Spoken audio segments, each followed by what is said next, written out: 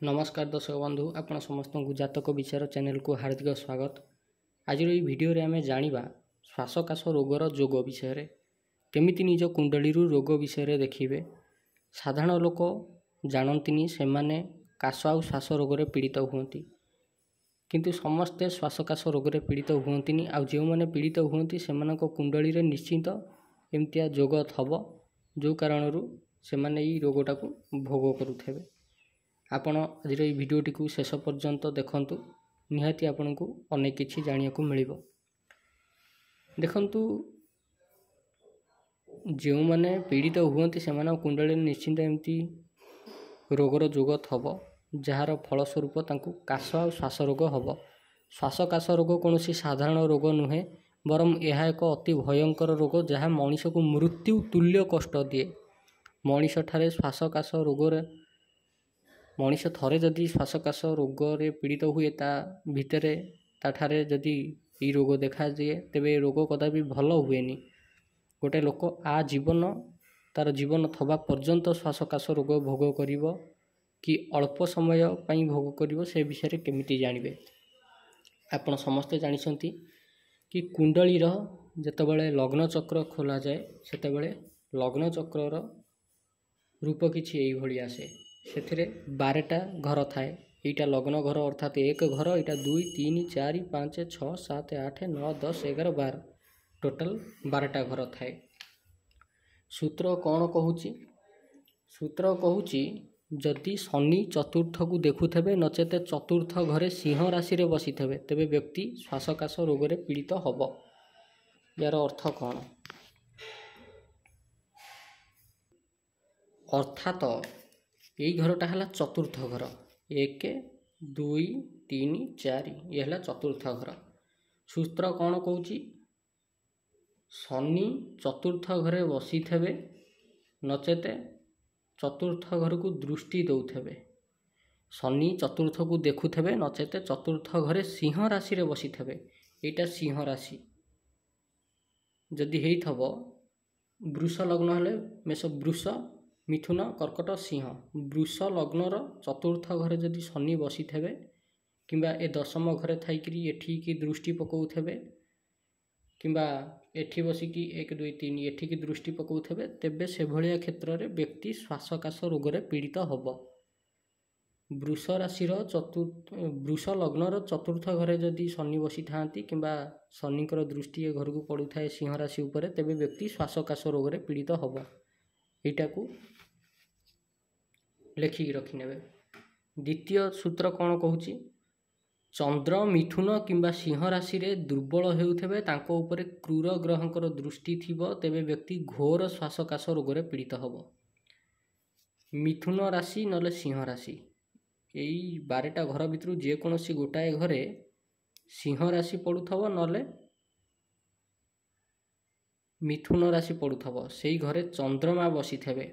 चंद्रमा को उपरे मंगलंकर दृष्टि पड़ू, शनिंकर दृष्टि पड़ू, राहुंकर दृष्टि पड़ू किंबा केतुंकर दृष्टि पड़ू से भली क्षेत्र रे इभिन कि सूर्यंकर दृष्टि मध्य पड़िले व्यक्ति श्वास आ काश रोग भोग करिवो।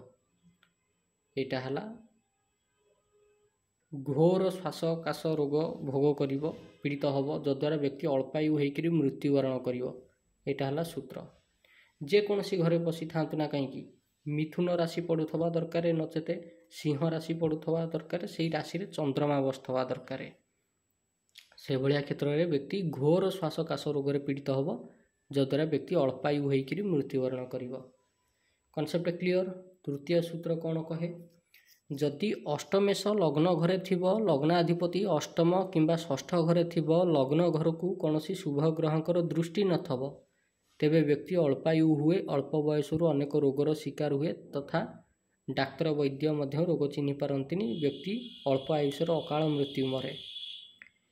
सूत्र कौन कहला? अष्टमेश लग्न घरे थबो 1 2 3 4 5 6 7 8 ये अष्टम।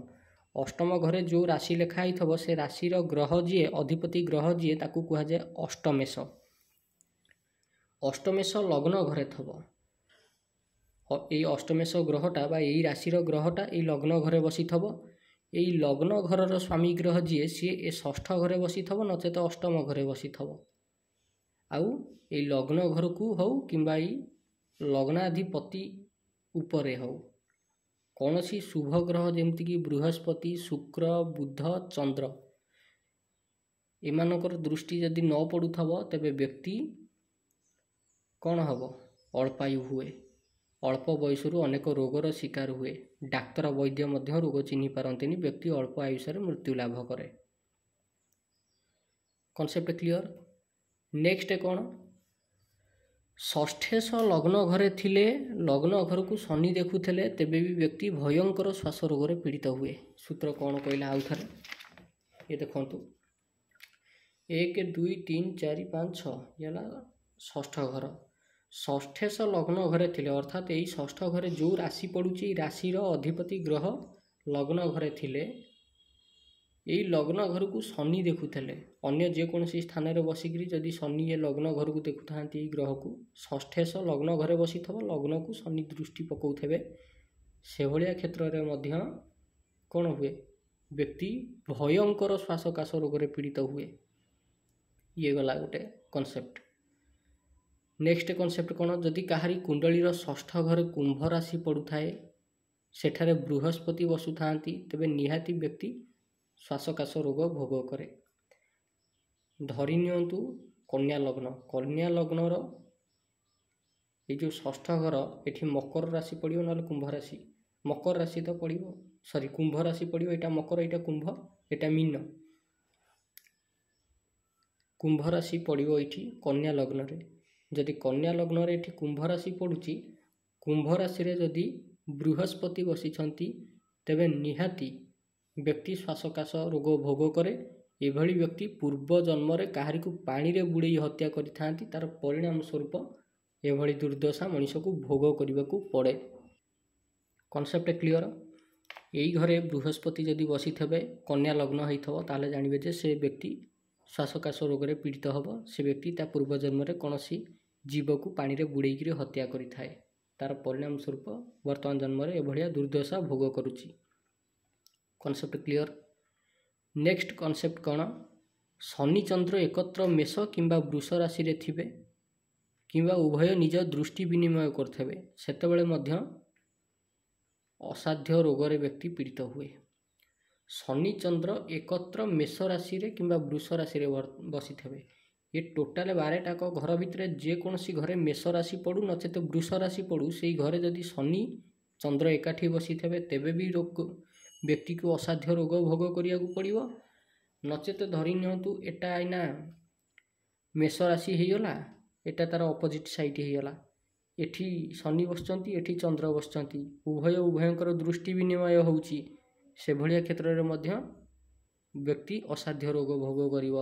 ଧରି ନିଅନ୍ତୁ ଏଇଟା ବୃଷ ରାଶି ହେଇଗଲା, ଏଠି ଧରି ନିଅନ୍ତୁ ଏଇନା ଚନ୍ଦ୍ର ବସିଛନ୍ତି, ୟାର ଅପୋଜିଟ୍ ସାଇଟ୍ରେ ଏଠି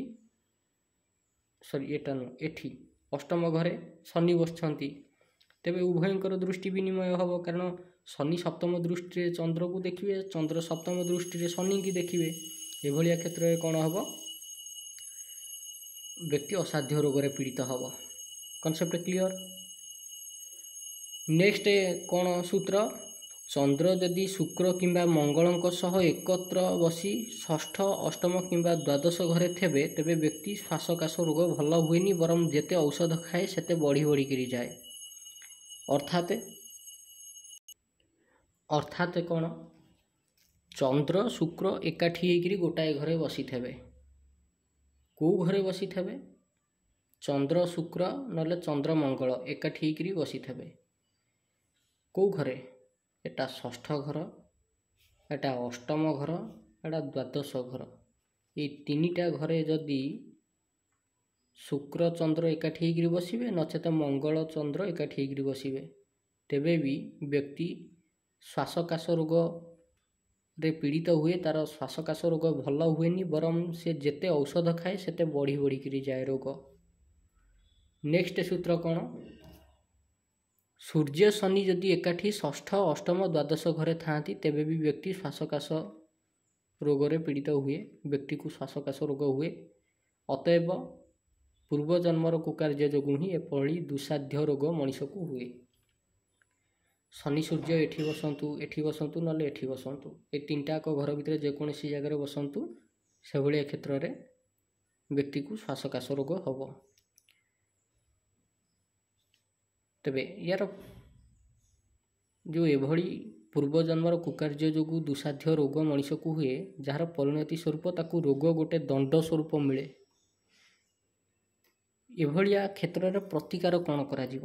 ଯାହାର ପ୍ରତିକାର ଯମ ପୂଜା କରିକିରି ମଇଁଷି ଦାନ ଦେଲେ ଶ୍ୱାସକାଶ ରୋଗ ଭଲ ହେବ, ନହେଲେ ବିଧିବତ ନାରାୟଣ ଠାକୁରଙ୍କର ପୂଜା କରିକିରି ମହାଯଜ୍ଞ ଆୟୋଜିତ କରିକିରି ସୁନା, ହଳଦିଆ ବସ୍ତ୍ର, ହଳଦିଆ ଜିନିଷ, ଆହୁରି ଅନେକ କିଛି ଜିନିଷ ଅଛି ଯାହାକୁ ଦାନ ଦେଲେ ବି ରୋଗରୁ ମୁକ୍ତି ମିଳେ।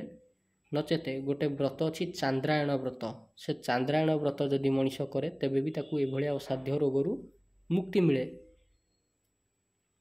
କୌଣସି ବ୍ରାହ୍ମଣଙ୍କୁ ଡକେଇକି ଯଦି ସେ ନିଜର ଚାନ୍ଦ୍ରାୟଣ ବ୍ରତ କରେ ତେବେ ବି ଫଳିତ ହୁଏ।